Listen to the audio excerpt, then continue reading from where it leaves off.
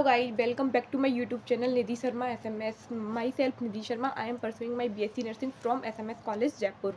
आज की इस वीडियो में हम लोग पेपर डिस्कशन RUHS CUET जो आपका एग्ज़ाम होने वाला है उसका जो पेपर का लेवल है उसके बारे में डिस्कस करने वाले हैं। तो वीडियो को ज़रूर देखना, वो भी बिना स्किप किए हुए, क्योंकि सारे पॉइंट इंपॉर्टेंट हैं और उनके बेस पे आपको एनालिसिस होगा कि हाँ हमें इस तरीके से पढ़ना चाहिए। देखो, पेपर लेवल की बात करें ना, पेपर का लेवल RUHS एग्ज़ाम का कभी हार्ड नहीं आता है। क्वेश्चंस वहीं से आते हैं जहाँ से आपने पढ़ा हुआ है, ओनली आपका जो सिलेबस है उसी से आपके क्वेश्चंस आते हैं। हाँ, क्वेश्चन थोड़े ट्रिकी बनाए जाते हैं, वो इसलिए बनाए जाते हैं ताकि नंबर ऑफ़ जो सीट्स है ना वो फिक्स होती हैं, लिमिटेड होती हैं, और नंबर ऑफ़ स्टूडेंट कितने होते हैं वो आपको पता ही है। यदि मतलब क्वेश्चन एकदम जैसा पढ़ा है वैसा का वैसा ही आ जाए तो सारे के सारे बच्चे सिलेक्ट हो जाएंगे, और सारे के सारे बच्चे सिलेक्ट हो जाएंगे तो हम उन मतलब जो सीटें हैं वो कैसे फिल होंगी। तो इसलिए वो क्वेश्चन थोड़े ट्रिकी बनाए जाते हैं। और अपने RUHS एग्ज़ाम ही क्या, कोई भी गवर्नमेंट एग्ज़ाम हो, नीट हो चाहे UPSC हो, चाहे कितना भी बड़े से बड़ा एग्ज़ाम क्यों ना हो, पेपर का लेवल कभी हार्ड नहीं आता है। पेपर लेवल हमेशा थोड़ा ट्रिकी क्वेश्चंस बनाए जाते हैं, उसकी वजह से हार्ड लगता है।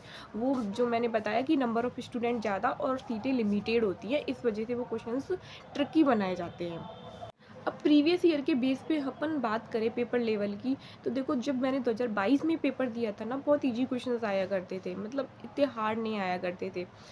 तो उस टाइम पे नंबर ऑफ़ स्टूडेंट भी कम थे, इतने ज़्यादा फॉर्म नहीं भरे जाते थे, ओनली राजस्थान के बच्चे, और बहुत कम बच्चों को इस एग्ज़ाम के बारे में पता था। अदर स्टेट में भी मतलब ना के बराबर बच्चों को इस एग्ज़ाम के बारे में पता था, क्योंकि नंबर ऑफ़ स्टूडेंट ही कम है, पेपर भी इतना लेवल हार्ड नहीं आता, तो कट ऑफ भी बहुत कम जाया करती थी। तो उस टाइम पे SMS आराम से मिल जाया करती थी। इवन हमारी क्लास में 80+ बच्चे का भी सिलेक्शन हुआ है, और अब देख लो 2 साल में ही अपनी कट ऑफ 90+ हो चुकी है, मतलब पूरा 10 नंबर का डिफरेंस आ चुका है। तो ये सब नंबर ऑफ़ स्टूडेंट पे भी डिपेंड करता है। जब फॉर्म सबके भरे जाते हैं, जब चीज़ें देखी जाती है कि इतने फॉर्म हो गए, तो एग्जामिनर भी पेपर का लेवल डिसाइड करता है। पेपर में क्वेश्चंस ट्रिकी डालता है, वो हार्ड नहीं होते हैं, थोड़े ट्रिकी टाइप में होते हैं, ताकि हर एक बच्चा उसको कैच ना कर पाए और वो गलत कर दे। इसलिए वो क्वेश्चंस थोड़े ऐसे बनाए जाते हैं। अब जैसे नंबर ऑफ़ स्टूडेंट बढ़ रहे हैं, तो ये चीज़ें होती हैं कि नंबर ऑफ़ सीटें कम हैं, तो उस हिसाब से क्वेश्चंस थोड़े ट्रिकी टाइप में बनाए जाएँ। उससे क्या रहता है कि जो एक एवरेज स्टूडेंट होता है वो उन क्वेश्चंस को गलत कर देता है। हालाँकि पढ़ा उसने भी होता है, बट वो उन क्वेश्चंस को गलत कर देता है, एक एवरेज स्टूडेंट की बात करें तो।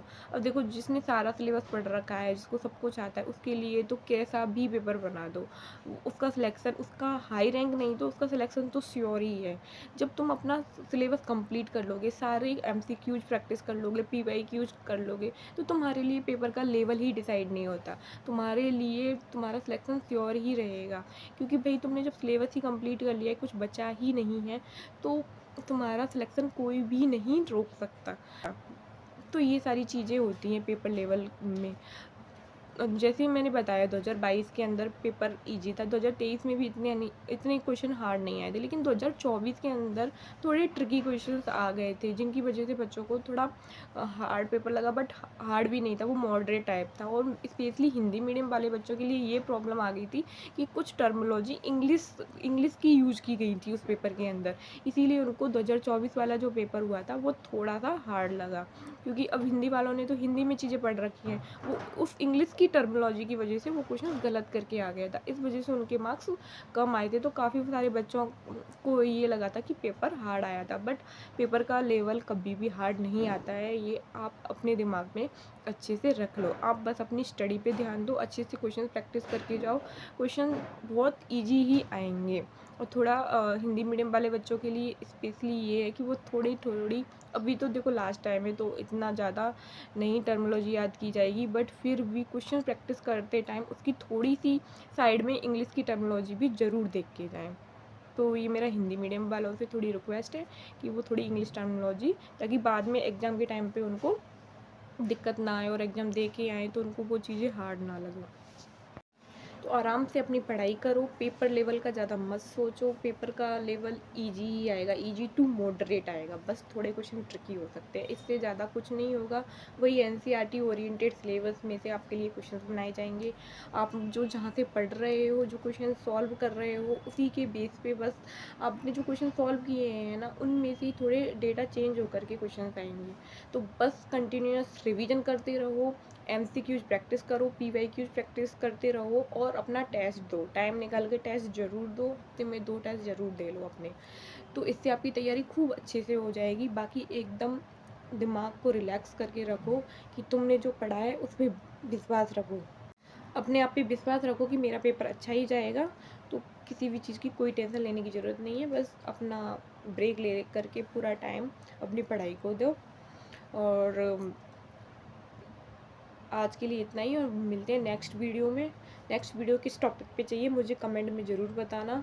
और रोड मैप, काफ़ी सारे बच्चे हैं जो रोड मैप के लिए बोल रहे हैं, तो मैंने ऑलरेडी वीडियो इन टॉपिक पे बना दी है कि आपको किस तरीके से पढ़ना है, क्या क्या चीज़ें पढ़नी है, कौन कौन से इंपॉर्टेंट चैप्टर पढ़ने हैं, वो मैंने अपने टेलीग्राम चैनल पे डाल रखा है सारा, कि कौन कौन से चैप्टर इंपॉर्टेंट है। तो आप मेरा टेलीग्राम चैनल ज्वाइन कर सकते हो। इम्पॉर्टेंट क्विज होती है उसके अंदर, बच्चे अपने डाउट्स डिस्कस करते हैं टेलीग्राम के अंदर। तो आपको यदि किसी भी तरीके की हेल्प चाहिए तो आप मेरा टेलीग्राम चैनल ज्वाइन कर सकते हो। तो मिलते हैं नेक्स्ट वीडियो में, अभी के लिए बाय।